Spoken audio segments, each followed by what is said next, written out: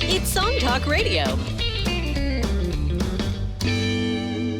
Welcome to Song Talk Radio, the show with songwriters talking to other songwriters about the craft of songwriting. We share tips, tools, and techniques, and together we all become better at writing songs. Dialing in from our headquarters in Toronto, I'm Neil Modi, and with me, my co-host, Phil Emery. How you doing, Phil? Calling in from Toronto, and I'm remoteless. I don't have any remotes, so I can't turn on my TVs or my Apple TVs or anything. It's hell. So if you're ever moving, the most important thing to do is pay attention to where you put your remotes. Yeah. Because I've been going through every box and I can't find them. Or label your boxes in meticulous detail. Yes, yeah. But other than that, I'm doing okay. Great. Good to know. And you will find your remotes soon enough, I think. Someday. Okay. Someday. For everyone else, send your comments, questions to @SongTalk Radio on Facebook or Instagram, feedback @songtalk.ca for the email, and we'll share your thoughts on the show.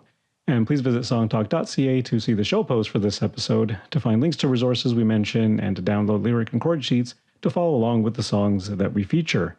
Today, we're very pleased to welcome singer-songwriter Emma Della Rossa back to the show. How you doing, Emma?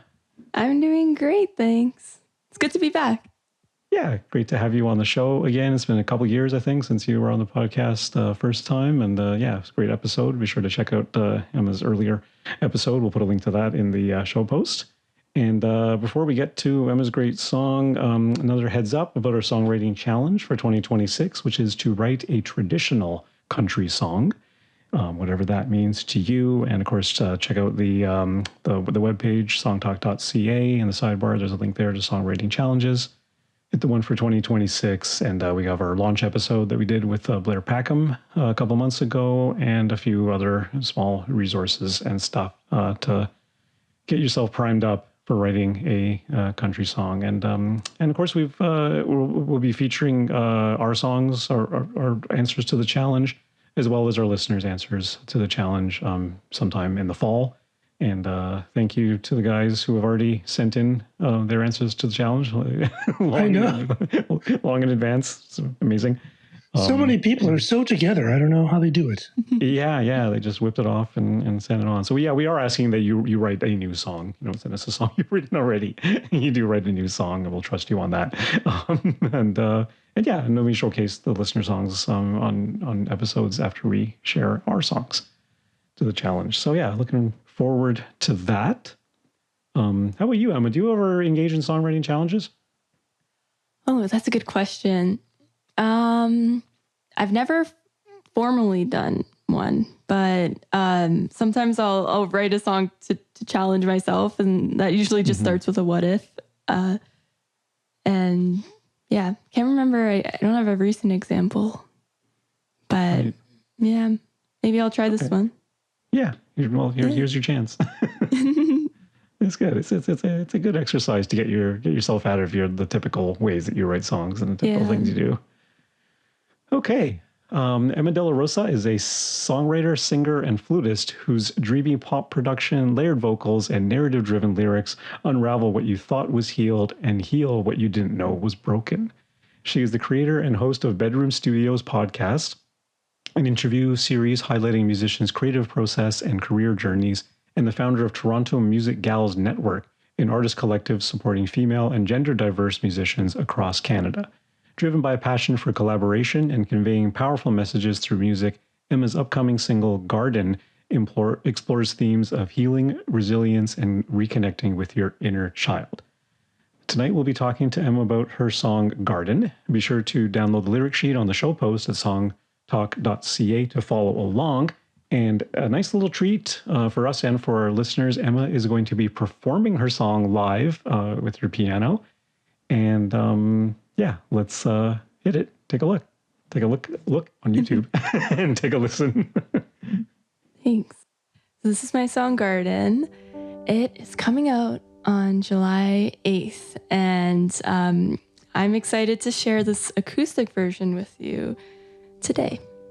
So here it is. Rolling fog lying low and skin hanging off bone like the clothes that hang on the line. Try to hold up my frame, all it does is complain like a scarecrow that's scared of the sun. I wear all the pressure like a wool summer sweater, steam rising up from the cement. I wake up none the wiser, keep blaming the driver for causing the accident.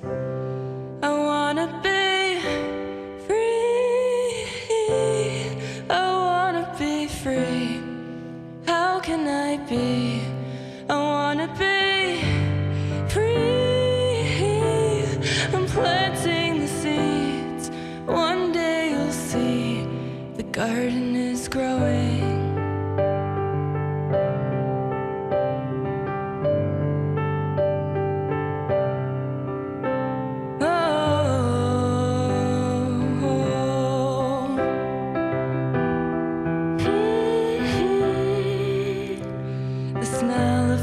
Lilacs reminds me that time lasts as long as the memories you choose. Walk the trail of wet tissues, I can't help but miss you. These blisters still burn in new shoes. I can try moving forward, keep pushing this boulder, when all I wanna do is give up. I wonder when it'll be over, do I just get older?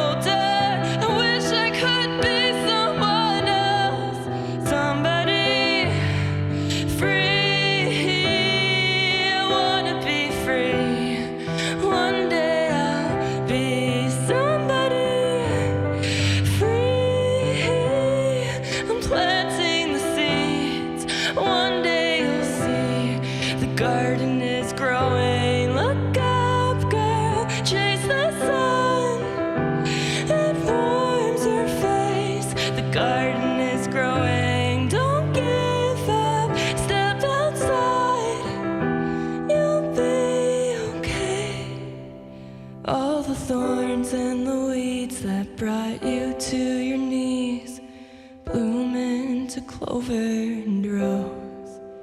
Tend the soil for years, your scars won't disappear, but you can still let it all go.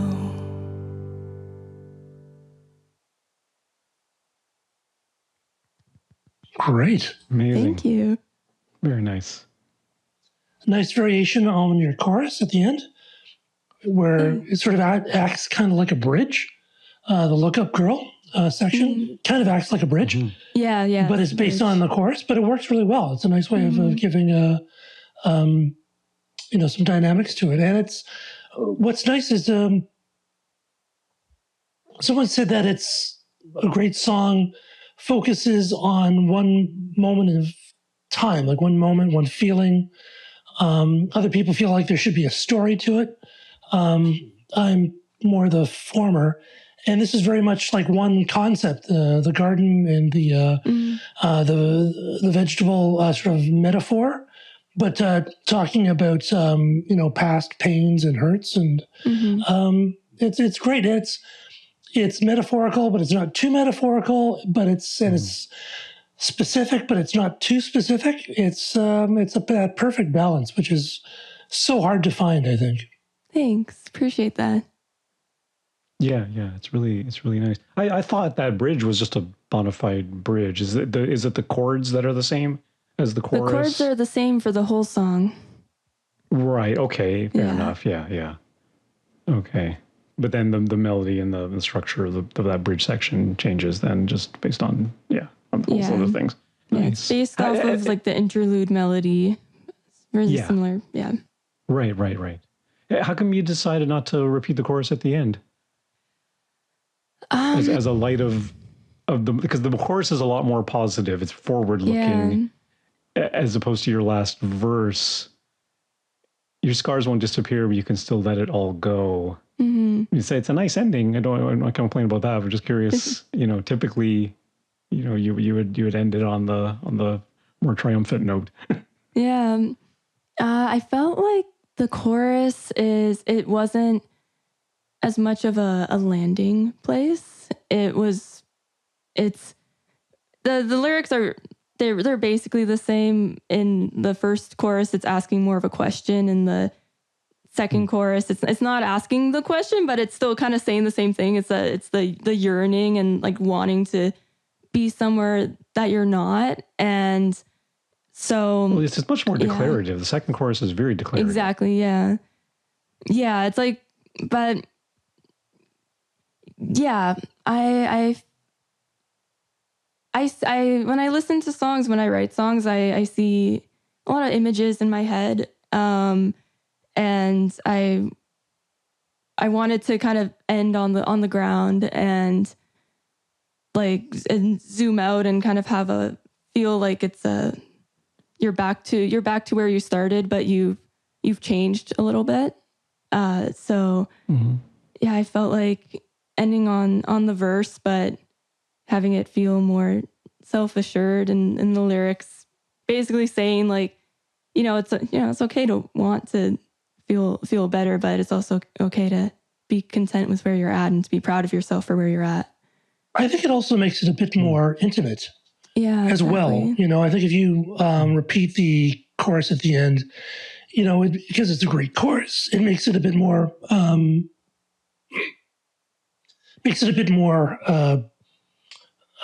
of anthemic. And I think the way it's now is a little bit more a bit more intimate. What was the process of writing this? Was this a lyrics first, or a concept first, or music first? How did this work? I'm trying to think back. I wrote it around this time last year, in the summer of 2025. It came out really quickly. It felt almost like when you're really upset about something, you're holding it in, and then you go to your journal, and then it just comes out. So I was in a period of time where I was going through a lot of the things I was writing about in the song. And it was like taking a toll on me physically, where I had to like really force myself to take a step back and to rest. And that was really frustrating for me. But then I did rest, and I felt better, and it felt kind of like poking your head up above the clouds and getting a little bit of clarity. And I remember I was sitting in my bed and I was playing the chords over and over again. And I think the first line that came was, try to hold up my frame, all it does is complain, because that's what it felt like at the time. And so I was playing it. A lot of my songs are lyric first, but it comes with the chords and with the melody. So I was playing the chords and just singing and letting things flow out, and bit by bit pieced itself together. And it was just the words that I wanted to say to myself and remind myself that same thing if I was ever in that situation again. Do you have a book of song ideas or lyric ideas? Or I know some songwriters actually will walk around, and every time they hear something great, they write it down, which I think is a great idea, which I've never done. But is that something you do? I am a notebook person. I have a notebook that I just write everything, all my to-do list, things I need to remember when I'm brainstorming stuff. And it just all goes into this one notebook. And I also have folders in my phones for notes. But I'm finding recently, or maybe not even recently, just in general, I don't always go back unless I'm feeling like I want to write a song, and then, I can't come up with an idea. Then I go through the archives. But usually the songs that I write that stay with me, it comes from like a moment of inspiration, or starting it, and then it hooks itself onto me, and I feel really compelled to finish it. So it has to go in the notes. It goes in the notes, but it also has to like stick in my head interest me. And if it doesn't stick in your head, then it's maybe not worth pursuing. Or that's usually how it goes. But I like to write it down anyways, because I think it's good practice to just come like to come up with ideas or to consider ideas, and because you don't know what's gonna stick unless you plant the seed. yeah, exactly. Yeah, go figure. But it sounds like too you're working on one song at a time. Then you get that itch, you write it down, you explore it, you finish it, and then you move on to the next one. Yeah, that's usually how it goes. Yeah. Did you set out to write you write two things? You just set out to write a song where the chord progression doesn't change, and also in 3/4/6/8 time, in a triplet feel time. Was that on purpose or? It was. I was around the time that I wrote it. I was listening to a lot of music that was kind of in this like folky pop kind of world, and it was funny because I was trying to listen to it to make myself feel better, to make myself connect with what I was feeling more, and they did, but it didn't quite scratch that itch. And I think it was because I needed to write a song for myself about my specific emotions and express it in that way. So I took some inspirations from the music I was listening to and made it my own. Do you find a lot of your songs are autobiographical, or do you do the thing where you come up with an idea for a character and talk about that? When I write for myself, it is usually about my own experiences or concept based, not necessarily character.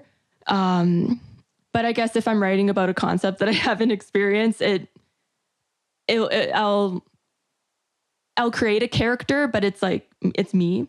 So I'll be the protagonist doing something I've never done or something I've never experienced before. And when I'm writing for other people, I try to put myself in their shoes. So in that way, it's, I guess, like they're the character in that way. And then does that change or does that differ if you're collaborating with someone else or if you're doing it on your own? When I'm collaborating, I it's really important to me that the artist's voice comes through the song, and that like if I'm writing a line or a lyric, it's something that artist could definitely have said, or like in their cadence, or using like when we chat beforehand about the concept, and if there's words that they use like in their vocabulary that's just really authentic to them, I'm like, oh, we got to put that in the song. So yeah, I don't know if this is answering the question, but I try to put myself in their shoes and in their world and explore that. And I really enjoy it. If you're collaborating, you're writing for another artist. Is that typically the way? You never just collaborating for collaboration's sake, and you're both songwriters are going to contribute to a song, and you could both release it, and you can both do something with it, or one of you can release it, or whatever. Like, yeah, I've done those too, and those are really cool as well. I'm sorry. Let me gather my thoughts. Those ones are fun because it's like you don't know where it's gonna go.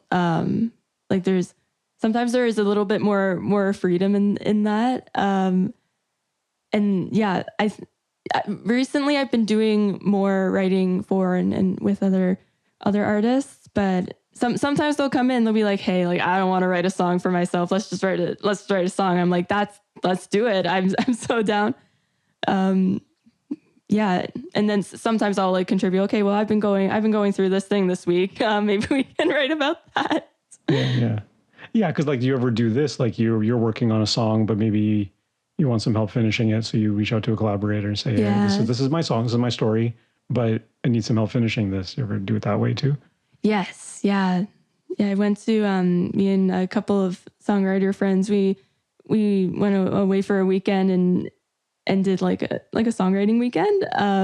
And it was so much fun. And so we started on some ideas from scratch, but I also I have a verse and a pre-chorus and a chorus, part of a chorus. And I know what the concept is. I need help finishing it. Let's do it. Cool. And we did. And I love it. That's great. in progress. Did the song go through a lot of editing, or does it just sort of come out and that's the way it is? I'm not someone who does a lot of editing on my songs. Sometimes if there's a line that's that pokes out at me, then I'll ponder it over over the week or over a few days and workshop that. But I find that when I'm like editing it too much, then it starts to become a different song. And that's not always a bad thing. And I've collaborated with people who heavily edit their songs, and it's been cool seeing their process, and it's been really cool seeing the song evolve. But for my own songs I write for my artist project, I find that there's something in the spark of the original idea, and usually like if it's I don't heavily change it from then unless there's something like overtly screaming at me of like this isn't working. Yeah, and certainly nothing in this song jumps out like that. Like it's like inconsistent in the tone or anything like that.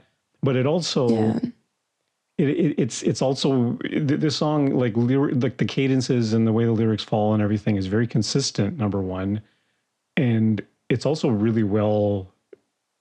It seems like it's carefully considered. Like there's not a lot of there's no wasted words here. You know what I mean? Thanks. Like it's and to look at it from that point of view, I would think that it would. This is not a first draft. It's got to be second, third, 15th draft, as far as I'm concerned. But but if it comes out like that, then wow. There's a neat technique you use with your rhyme lines, like you have steam rising up from ferment, and then you in the next stanza you rhyme with for causing the accident. And normally most people would try to match the cadence or the syllables of the line to be rhymed with, but it doesn't, and it kind of gives it this nice sort of relaxed quality, which I thought was quite nice. Thanks. Yeah, I thought that worked out really well. Yeah, like it's consistent, but there's enough of those little tweaks here and there. Because you could very easily have for causing the accident and really pulled it out and landed with the same cadence as steam rising up from the cement. But it's sort of it's almost truncated. Yeah, I like accident is like in the song. It's technically a metaphor, and in my head, like I imagine like all the bits and pieces of the car on the ground, like on the road, and then there's steam and like that kind of setting. But I also, when people are listening to it, because it's a bit shortened and it's the end of that line, and there's a bit of a pause before the chorus. My hope is that if someone's listening for the first time, they get to that line and they're like, oh wait, what happened?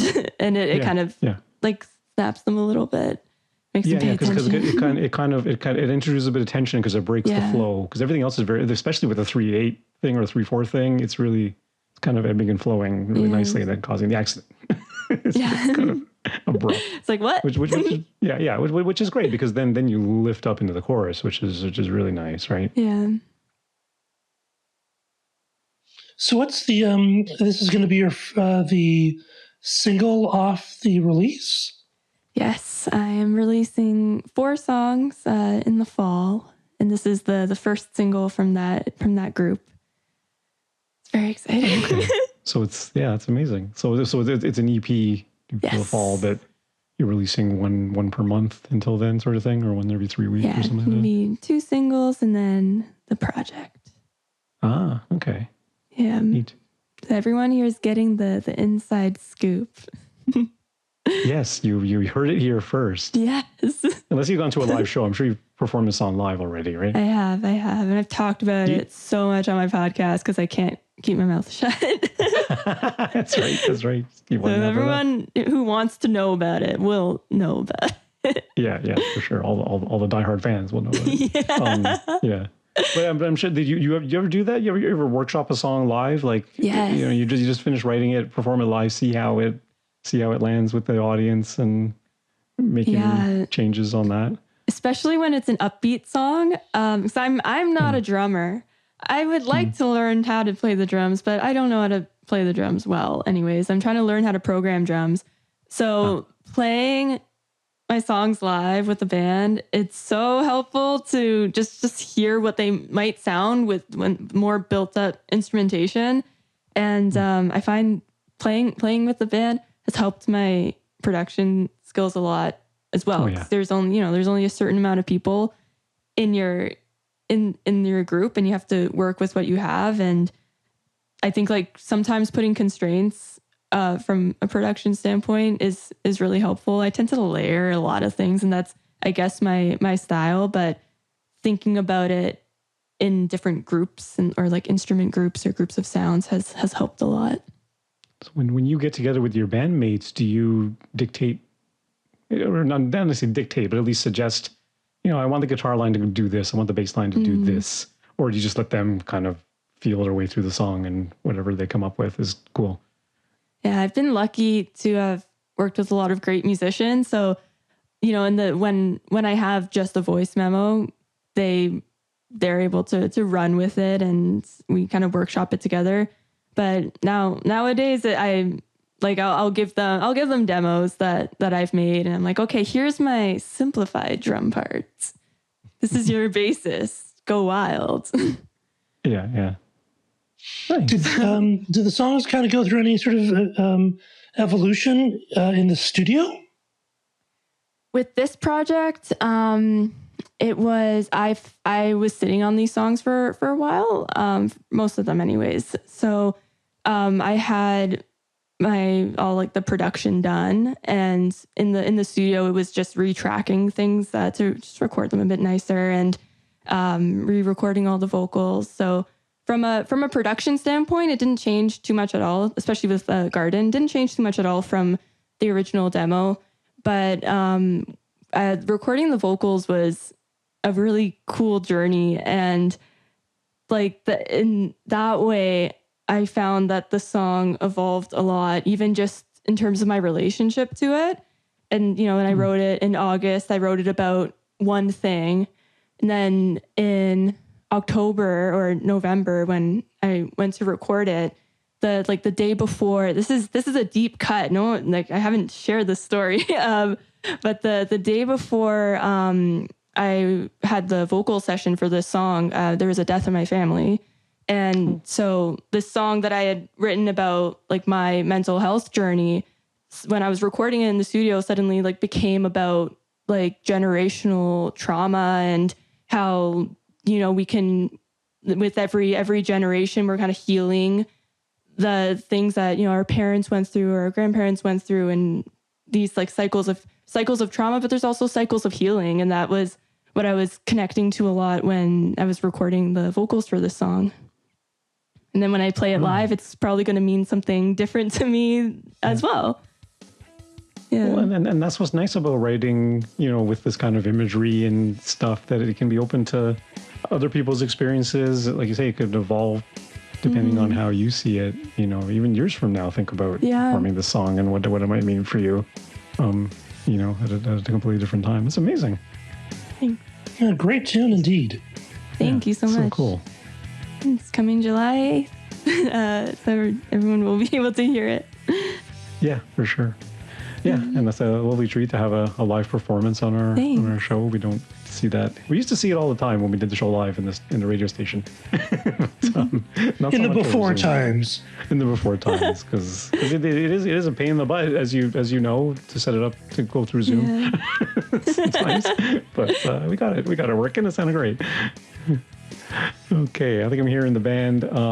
That's all the time we have on the show tonight. This has been Song Talk Radio. Special thanks to Emma Della Rossa. So where can our listeners find out more about you and hear some more songs? You can follow me on Instagram, TikTok, all of the places at Emma Della Rossa. And my website is www.emmadellarossa.com. Could you spell the last name? Yes, it's Della space Rossa. But on all the social media handles, it's just squished together and there are no spaces. no underscores. No. No There's dots. no space for space in this world. No space for space. Okay. We'll be sure to link to your stuff on the show post for this episode. And we want to hear from you too. So please send your comments on Facebook or Instagram at Song Talk Radio, or send us an email, feedback@songtalk.ca. And be sure to check out our YouTube channel for live performance videos like we have tonight, and full episodes, and subscribe today to the Song Talk Radio podcast on your favorite podcast provider. And please support us at our Patreon page. You can visit songtalk.ca/support. Thank you to everyone who supported us so far. And please join us at our next monthly Song Talk meetup. If you're in Toronto for in-person meetups, or anywhere in the world for our online meetups, it's free to join on Eventbrite and free to attend. Bring a song and a lyric sheet and get constructive feedback from other songwriters. Visit songtalk.ca/meetup to register. You can follow me at neilmodi.com. You can follow Phil. Phillemery.ca. And Emma, what's your favorite social media platform? Where do you post the most? Instagram. All right, be sure to follow Emma on Instagram. And be sure to stop by the website, songtalk.ca, to browse past shows and find out how you can be a guest. Thanks for tuning in, and keep on writing. Good night, everyone.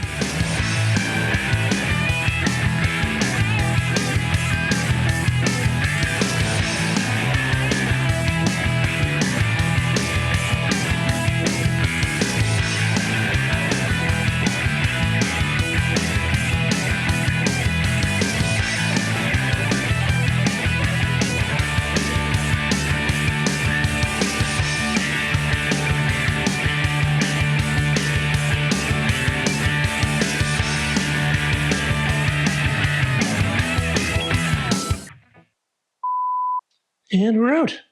Cool. That was great. That was fun. Yeah, it's great. That's awesome. Thanks. Thanks for having me. That's great. What's your podcast called? It's called Bedroom Studios Podcast. All right.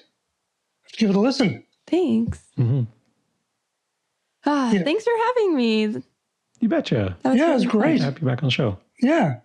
Great stuff. And I hope the launch goes well. Thanks so much. I'm stressed, but it'll be okay, I think. It'll be fine. Look forward to hearing it. Yeah. So the other songs are more upbeat, eh? No, not really.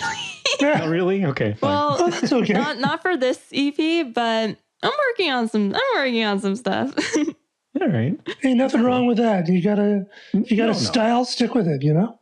Yeah. Every time I talk to my grandmother, she's like, you gotta sing more happy songs. I'm like, I know, no, I'm sorry. Yeah.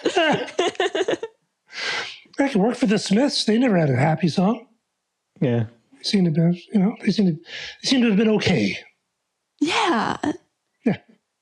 Girlfriend never made it out of that coma, did she? Girlfriend in a coma, I know. It's serious. Yeah, I know. So it takes about a week for us to edit the show, but we'll send you an email once it is published. And if you could share it amongst your socials, that would be awesome. Absolutely. And I'll send you the audio. Please do. Hopefully tonight. Yes. Okay. Yeah. That'd be great. All right. Awesome. Okay. All right. Take care, Emma. Good to see you again. Thanks so much. Have a good rest of your night. Bye. Bye. Cheers.